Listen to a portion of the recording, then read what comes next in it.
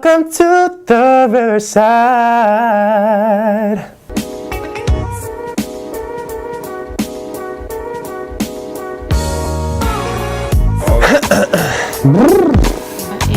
No, so this is both of us. This is you and I, camera. So, and that's just him. No, that's for all of us, all three of us. Hello and welcome to the Riverside episode 8 with yours truly, Queen Banda from WCTV and me, Lydia Gerner from Wareham Week. We're joined today by Peter Carboni, whose lovely vocals you've already been able to hear. Welcome, Peter. Well, thanks for having me. Now, I need to tell our viewers. As you can see, there's a little bit of difference here. We are not at the Riverside Cafe because they are closed.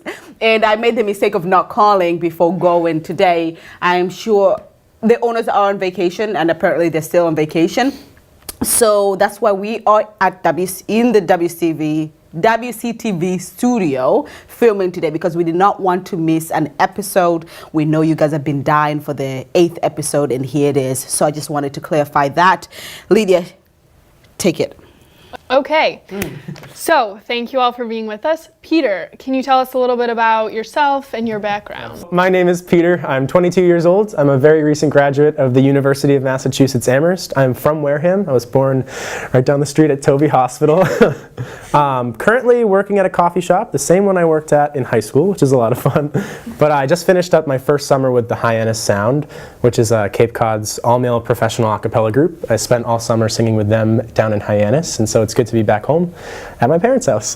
Wow. So I have 3 follow-up questions. Sure, yeah. 1, are there still people working at the coffee shop who were there when you were in high school? Yeah, actually, there's people that I was trained by that are still working there. They don't work there as much usually because they have other stuff going on, or they're trying to pursue other things, and they are lucky to be back at the coffee shop, you know, like as a part-time thing. And then there are people that I trained who have kind of like stepped up and are now like the big wigs of the cafe. So it's really funny to go back after 3 or 4 years and just see how things have changed and how they're exactly the same, you know. 2, what's it like to be living with your parents again after being away for so long? Well, to be completely honest with you, being away for so long included paying my own rent. So it's nice to be back home where there are very minimal bills. So, you know, it's good as a recent college grad. I've got student loans and all that fun stuff that I have to deal with. So it's nice to kind of be back in my home base and back in Wareham and kind of get situated before I plan my next move. Mm-hmm.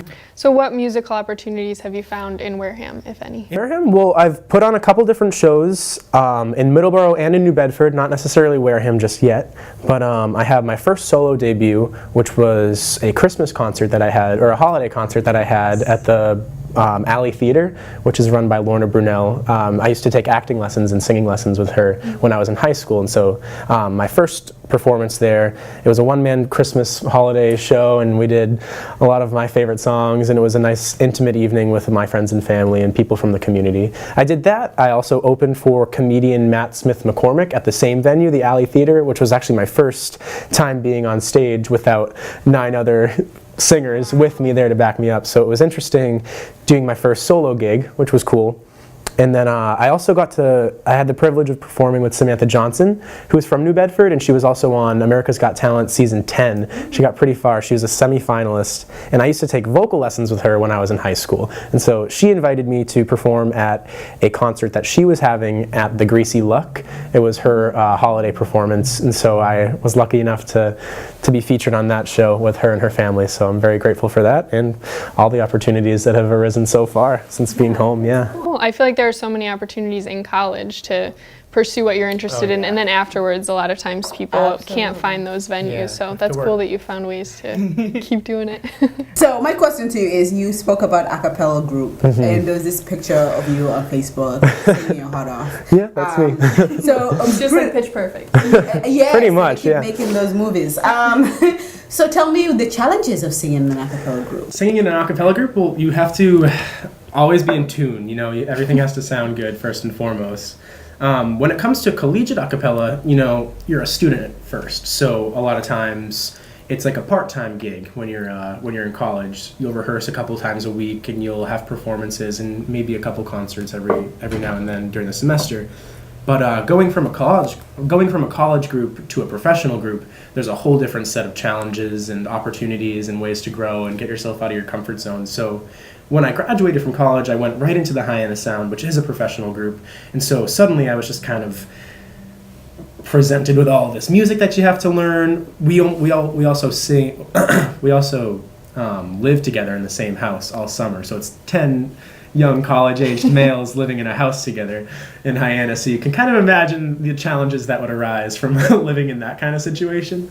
But other than that, performing every single night of the summer, takes a strain on the vocal cords. So you have to be pretty good about your vocal health, and you have to make sure that you're taking care of yourself, getting enough sleep, drinking enough water, which, summertime on Cape Cod, you might get a little dehydrated, might lose some sleep, but, gotta power through.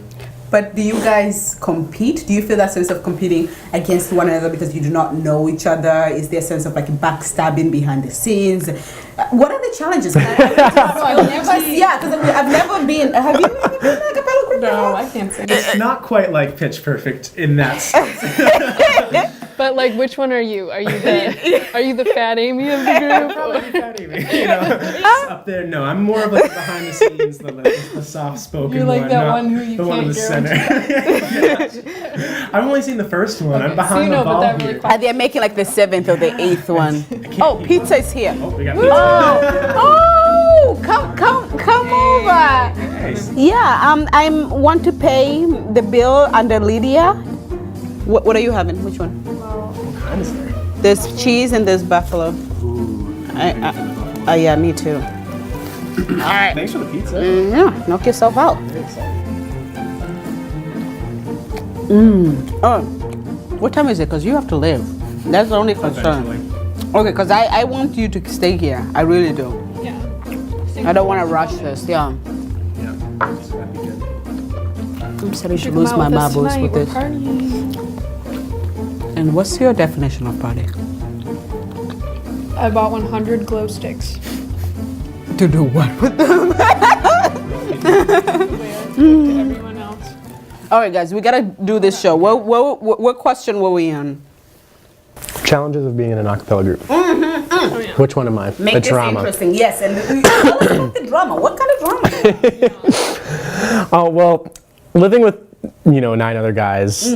I've never lived with 9 other guys, but yeah, tell me the dream of living with others. I think there's a lot of dishes that don't get done. That's that's the biggest point of drama usually. Other than that, you're with these people. They become, at the end of the day, it's hard to compare it to something like Pitch Perfect because they end up becoming your 9 best friends. Okay. For that entire summer, you do everything together. It's quite lovely the way you sing it. You have done a cover songs for a few artists, few music songs that are quite popular. And when I was listening to you, I felt like you're very matured and ready for whatever the next step is. Yeah. Have you tried to be in a singing competition? Yeah, I did American Idol when I was 16, and I didn't make it past the first round. I've grown a lot since then, hopefully. But I did The Voice, actually. I auditioned for The Voice in Philadelphia when I was going into it was the summer of my senior year, going into my senior year of college. So I went down to Philadelphia and I did the big live auditions. I waited in line for 2 hours. I made it through the first round. They give you a red card, and then I walked out and, and then there was a bunch of people and they're like, he got a red card. And then suddenly I was flocked by a group of people. And I was like, I don't really know what this means, guys. But yeah, no, it was good. I mean, I made it through the first round and then I stayed in Philly for the weekend, didn't make it through the next round, but that's okay. And so from there, I've kind of given up on my my dream of being on one of those shows and kind of focused more on being a part of a group. So what was your audition song? For the Hyannis Sound. No, for The Voice or American Idol. Saying "Want You Back" by the Jackson 5. Ooh, give us. Give us a little. When I had you to myself, I didn't want you around. Those pretty faces always made me stand out in the crowd. Someone picked you from the bunch, one glance was all it took. And now it's much too late for me to take a second look. Oh, baby, give me one more chance. nights. Won't you please let me back in your arms? Oh, darling, I was fine to let you go, but now that I've seen you in his arms, I want you back. And I want you. Wait. How did you not advance? Yes. Like, what did they say was wrong? You know. Or they're just like. To be honest, no, I didn't get too much feedback. It was kind of just, they told me right then and there that it wasn't going to work. Everybody there is an amazing singer. It's just a matter of what they're looking for. And you know, sometimes you're just not the cut. Yeah. Oh. And now it's time for our game, introduced and invented by the one and only Queen. It's time for Name That Frame! Okay. Okay. I guess I gotta get in on that. You gotta get it. When the vodka kicks in. You guys eat. So, everyone. Oh yeah, eat more pizza. Yes. So, what Queen did is she used her sleuthing skills and went on Facebook and found pictures of our guest. Here we go. And he's gonna have to explain himself in these photos. Photo number 1. We have Gaston and Gaston an right Indian there. princess. And that's you, right? Okay. That is me. It would be really embarrassing too. That is a photo of myself. That was my senior year high school drama club production of Beauty and the Beast, where I was Gaston. And And who made that hairs on the chest? Was it so important to have the chest? oh yeah, for sure. And so there was a lot of people in my drama club who were talented with makeup and hair, so they were nice enough to give me some chest hair when it certainly did not exist. Is that marker or is that somebody's pubic hair? So can you give us a taste of your Gaston? Because he's like the best character of all time. I could do 10 push-ups. How's that? It's time for the last photo. Oh, look at that. That's my headshot. The photo you sent to your grandmother. You know, Grandma, how are you? I just want you to know that I'm in college and life is very tough. I could use that check. Tell me, I mean, first of all, how do you create that smile? Could you? Do you whiten your teeth? I used to whiten my teeth, but then I got sensitive to, I guess it breaks down your enamel or something like that. But, you know, I used it a couple times and it worked. And so how do you create this? Like, how do you? That photo was actually taken by one of my best friends and my personal photographer, Cole Martins. Okay. He was a member of the UMass Doo-Wop Shop with me for 4 years, so we sang together in college, and he's a professional photographer. Well, what are your upcoming shows? Tell us what you are doing. Yeah. The Hyannis Sound is around on Cape Cod from Memorial Day to Labor Day, but we do a couple. But we do have a couple performances and opportunities for us to get together during the winter and in the spring. So we have an annual winter tour and we also have an annual spring tour, which are going to be both happening in 2018.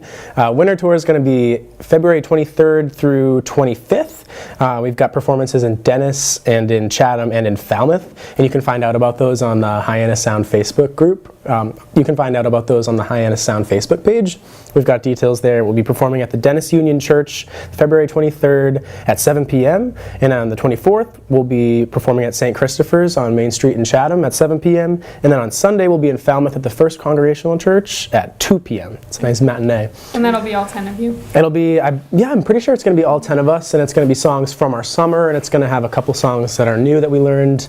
We'll throw them together for you guys, and it's going to be a lot of fun. So I think we're ready to close the show. Yes. Okay. Absolutely. Thanks for tuning into our 8th episode, our first one of 2018. I'm Lydia Gerner with Wareham Week. And yours truly, Queen Banda from WCTV, and we were joined by Peter Carboni from Wareham, Massachusetts. PeterCarboni.com. Check it out, folks. Thank you so much for being here. We did it. Oh my goodness.